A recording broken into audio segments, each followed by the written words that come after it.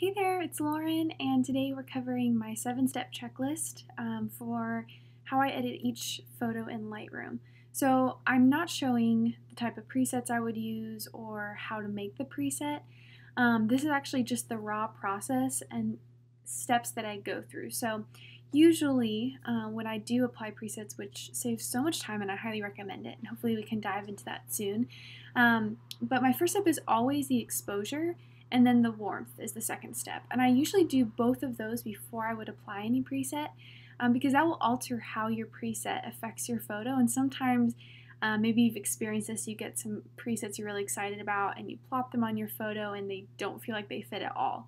I found that doing both of these steps before I apply my preset helps me not have that experience as often and usually helps the presets fit better with my photos. So there's 7 steps we're going to go through really quickly. This is just a simple photo that I'm just editing from scratch. So not everything is precise to, the perfect color and style, but I'm going to try to do my best to show you how I would take one photo through this process without any presets in about 4 minutes. It's all sped up for you, and I'll try to explain a little bit of the types of things I'm adjusting as I go. Hope you enjoy. I tend to shoot a little underexposed in order to not lose the details of my highlights, so I almost always start by bringing my exposure up. And then with warmth, this is all flexible. I tend to go a little warmer and then bring my tint down just a little bit towards the greens.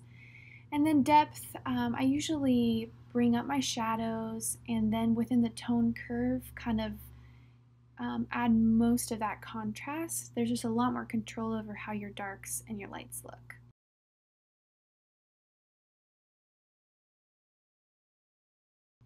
Tone deals mostly with color, and I tend to do that all on an individual basis, usually bringing down my oranges and my greens, and usually changing the hues of those just a little bit.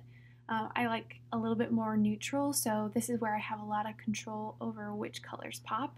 And as you adjust the depth and contrast, you'll notice the colors often get more vibrant and such. And so this is where you can play around with how you want the colors to look.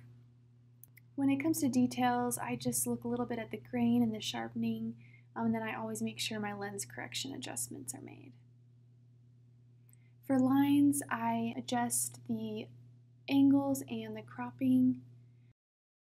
And then lastly, I just go in and look at any spots that are distracting, and this is all relative to what your project is for and how precise you need to be. But I just use the spot correction and take away any spots that are distracting from the main part of the image.